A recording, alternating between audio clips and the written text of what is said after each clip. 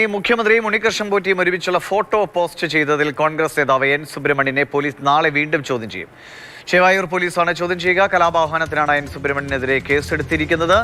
ഇംതിയാസ് കരീം വിവരങ്ങളുമായിട്ട്. ഇംതിയാസ് ഇന്നലെ കസ്റ്റഡിയിലെടുക്കുന്നു, പ്രതിഷേധമുണ്ടാകുന്നു, പിന്നീട് ജാമ്യത്തിൽ വിട്ടയക്കുന്നു.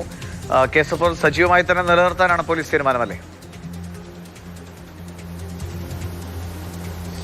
ദിവിഷ്മണി, തീർച്ചയായിട്ടും മുഖ്യമന്ത്രിയും സ്വർണ്ണക്കള്ളക്കടത്ത് കേസിലെ ഒന്നാം പ്രതിയായിട്ടുള്ള ഉണ്ണികൃഷ്ണൻ പോറ്റിയും ഒരുമിച്ചുള്ള ഫോട്ടോ അത് പങ്കുവച്ചതിനാണ് കലാപാഹ്വാനത്തിന് KPCC രാഷ്ട്രീയകാര്യ സമിതി അംഗമായിട്ടുള്ള എൻ സുബ്രഹ്മണ്യനെതിരെ കേസെടുത്തിട്ടുള്ളത്. അതിൽ കഴിഞ്ഞ ദിവസം നമ്മൾ കണ്ടത് അദ്ദേഹത്തെ കസ്റ്റഡിയിലെടുക്കുന്നു, സ്റ്റേഷനിൽ കൊണ്ടുവന്ന് ആദ്യഘട്ടത്തിൽ മൊഴിയെടുത്ത് നോട്ടീസ് നൽകി വിട്ടയക്കുകയായിരുന്നു ചെയ്തത്. ഇപ്പോൾ അദ്ദേഹത്തോട് നാളെ വീണ്ടും ഹാജരാവാൻ വേണ്ടി പറഞ്ഞിട്ടുണ്ട്. മൊഴിയെടുക്കാനാണ്. അദ്ദേഹത്തിന്റെ മൊബൈൽ ഫോൺ കഴിഞ്ഞ ദിവസം തന്നെ സ്റ്റേഷനിൽ വാങ്ങി വെക്കുകയും ചെയ്തിരുന്നു. ഈ മൊബൈലിൽ ഈ ഫോട്ടോ പങ്കുവച്ചതുമായി ബന്ധപ്പെട്ടുള്ള ചില ദൃശ്യങ്ങളുണ്ട്.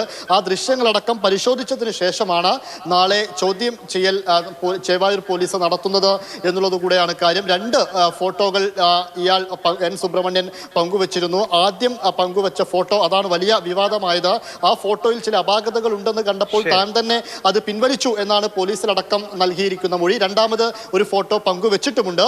എന്നാൽ പഴയ ഫോട്ടോ എന്തുകൊണ്ട് പിൻവലിച്ചു, ആ ഫോട്ടോ എവിടുന്ന് കിട്ടി തുടങ്ങിയ കാര്യങ്ങളായിരിക്കും പോലീസ് എന്തായാലും എൻ സുബ്രഹ്മണ്യനോട് നാളെ ചോദിക്കാൻ പോകുന്നത് എന്നുള്ളതാണ് വിവരങ്ങൾ നൽകിയത്. നാളെയാണ് സുബ്രഹ്മണ്യനെ വീണ്ടും ചോദ്യം ചെയ്യുക.